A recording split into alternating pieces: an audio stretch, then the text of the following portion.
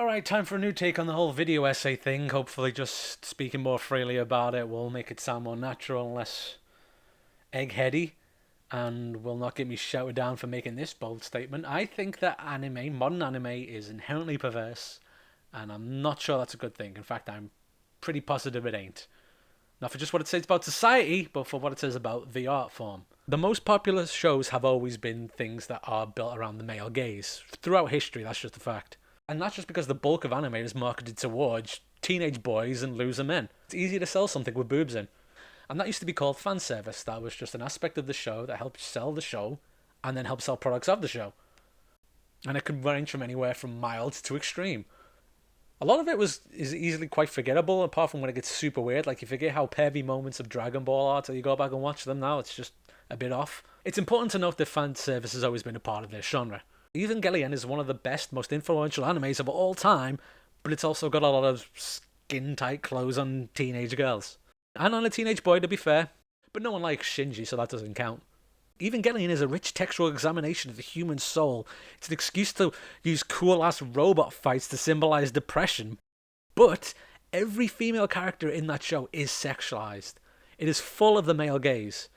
And when we talk about the male gaze, you'd obviously think that just affects boys' anime, shoujin, but it doesn't. Male gaze also affects girls' anime. It's created unrealistic body images. Look at Sailor Moon, the most popular shoujo of all time. A style-defining show which went on to influence every girl's anime after it. And part of the appeal of that show was, look how pretty these girl characters are. And there's nothing wrong with that. Good character design is an important part of any anime.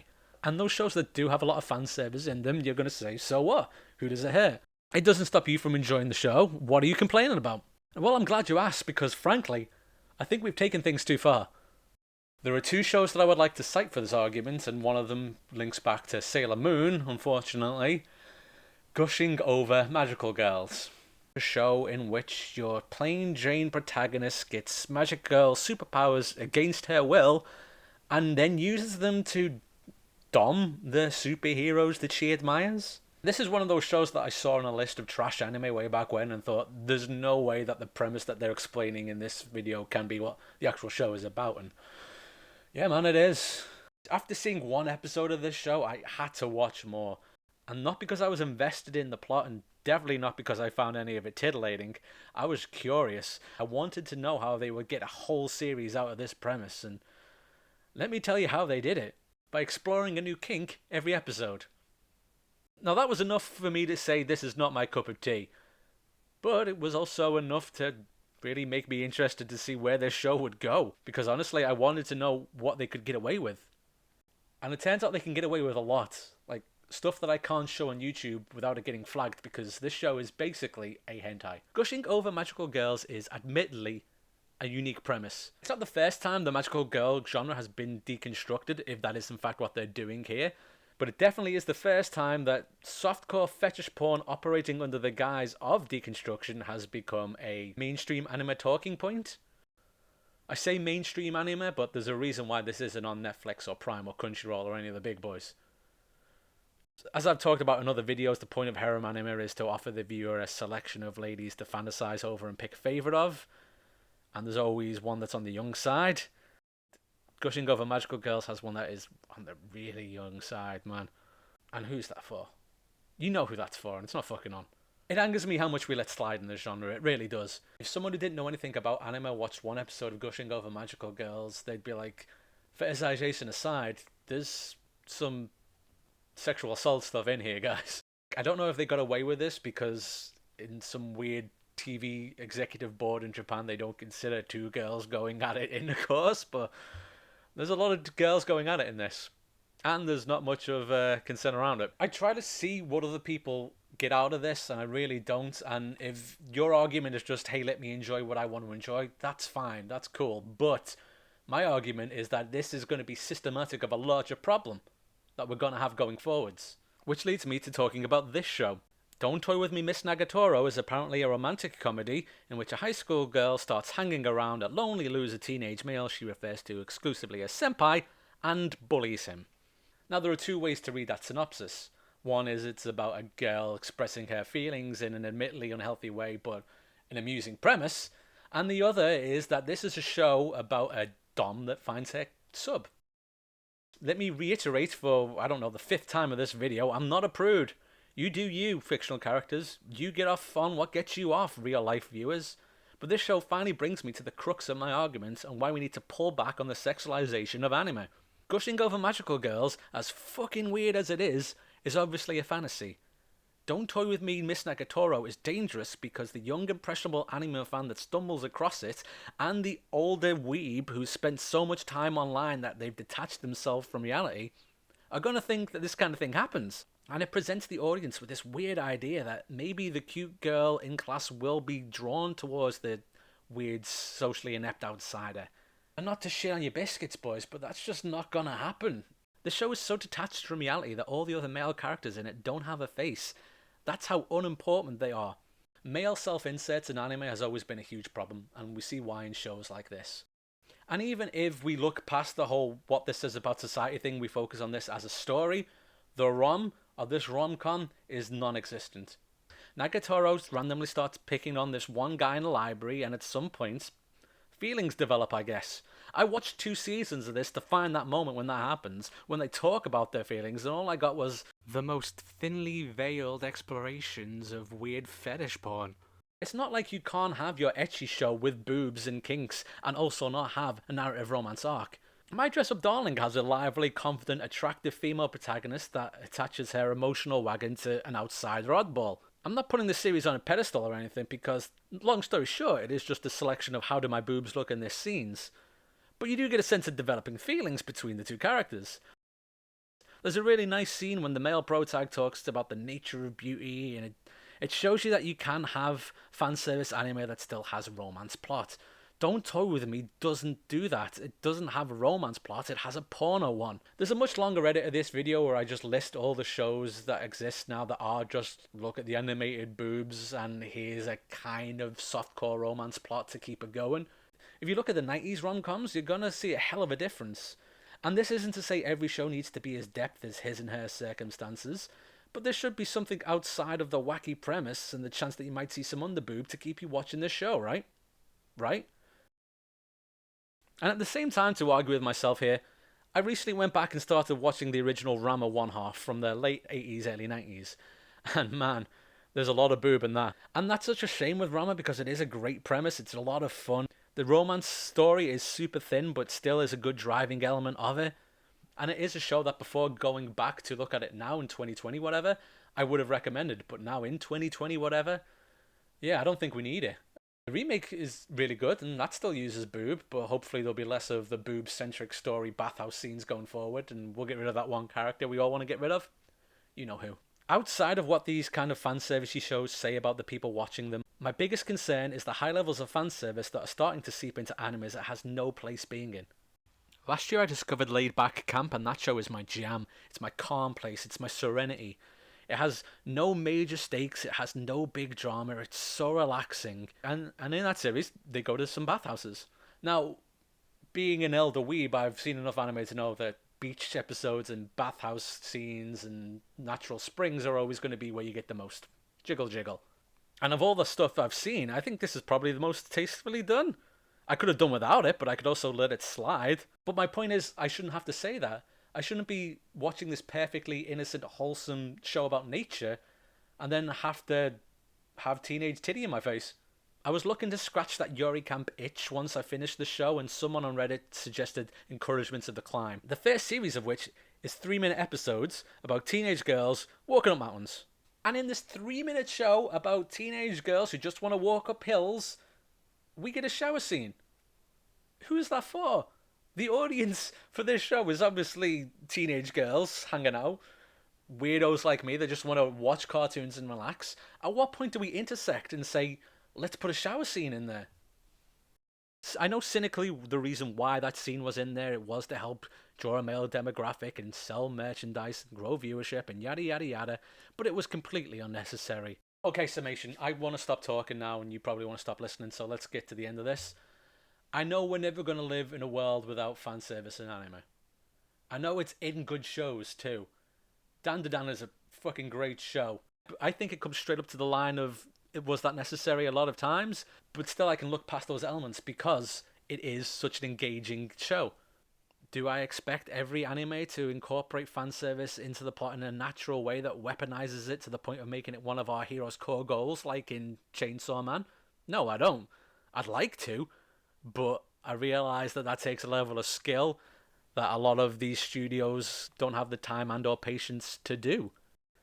I really had to pull back when writing this essay from closing on talking about how it's no surprise that this kind of cartoon I'm talking about is coming to prominence in the era of Andrew Tate and Elon Musk, in which males have no role models, so find themselves seeking them out online, and the online space just caters towards them with the algorithm of you like this and here's more of this, and how unhealthy that all is. That's a different video for a different person to make. I'm just talking about anime here. And on the subject of anime, look, if you've made it this far and you disagreed with me, first on, well done. And secondly, let's talk about the differences we can make here, guys. I'm not going to stop you from watching this stuff. That's understandable. What I am saying, though, is seek out some of the other stuff. I've already made a video about how great Comey Can't Communicate is. Go watch that video and then go watch the show. You're really doing yourself and the genre a disservice if all you do is watch ecchi comedies. Look, full disclosure and a prelude to a video that's probably going to come later if this takes off, I did watch the first season of The 100 Girlfriends That Really, Really, Really, Really Like You. And I didn't hate it.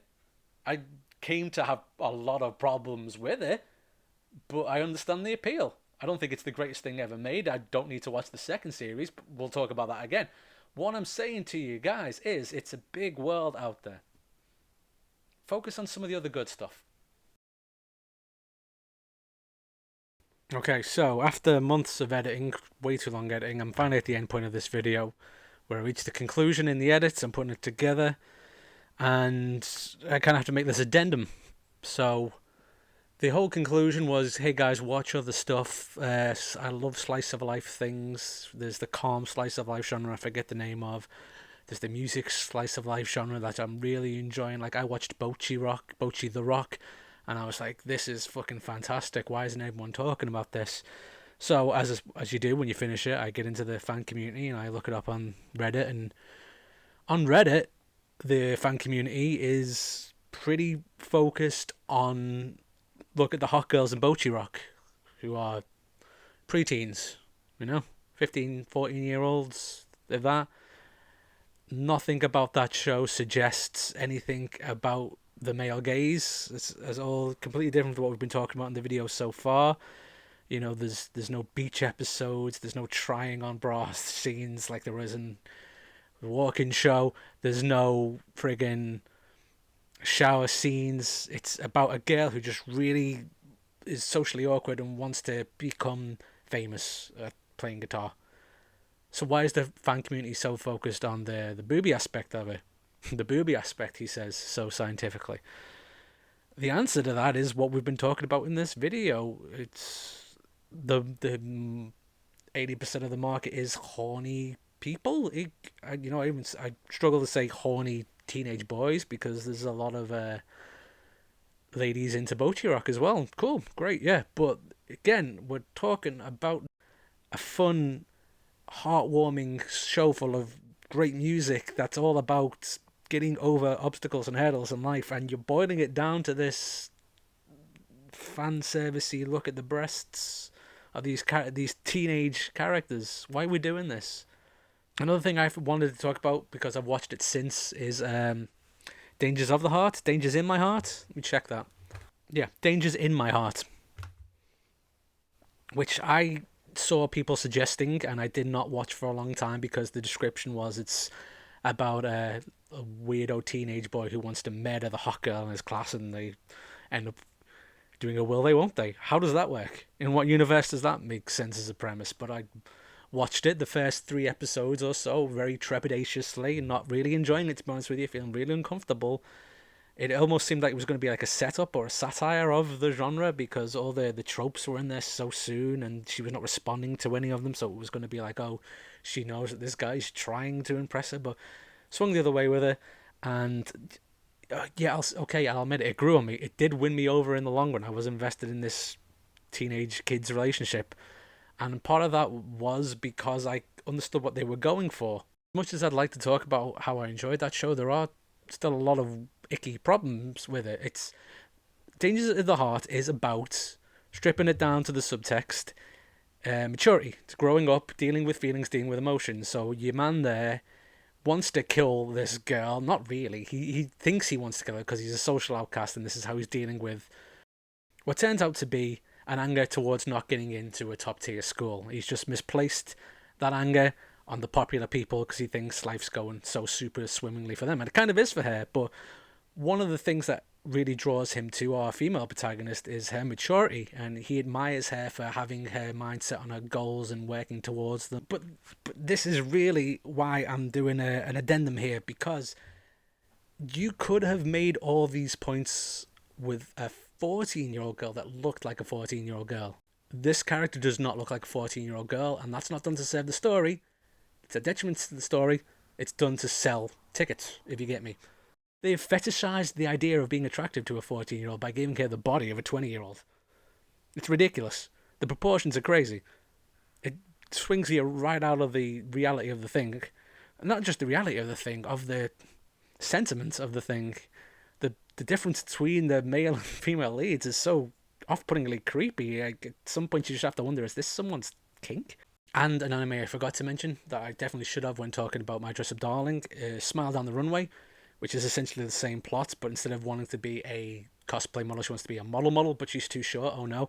And there are specific parts of that show that do the exact same thing when she's taking clothes off in front of the guy who wants to make clothes, but it's made a part of the show. It's when the model says, hey, you've got to get used, you want to be a professional, you want to be a real fashion designer, you're going to have to not be a child around a naked form. And that's what we should be doing here. We shouldn't be selling this as sleaze and cheeky fun. We should be selling this as drama, a realistic approach to this stuff. Let's be mature. I guess I'm shouting at the wind here. End of the day, there are serious shows if you want to do this seriously, and there are fun, ecchi shows if that's your thing. At the end of the day, this is an opinion piece. If I didn't change anyone's mind, I at least hope I gave you some options for shows that you could watch that are a bit outside of your norm. So yeah, enjoy those things. Enjoy your things you do. Please don't sexualize teenage characters. That's a good signing off, isn't it? Listen, this is the video done. If you want to see more of them, please let me know. If you've got comments or suggestions for other shows that should have been mentioned, put them below. And share the video. Even if you don't agree with it, if you want to just tell people what a dickhead I am, shares do better than likes. It's good to get the face out there, the voice out there, just so it helps promote the other stuff. I'm probably going to have to set up a whole separate channel for my theatre writing, because I don't think theatre people will be interested in this. But yeah, end of the video. Thanks for listening. Some kind of theme music, maybe? No theme music. I don't like that. This has been a video of Top Hats and Canes.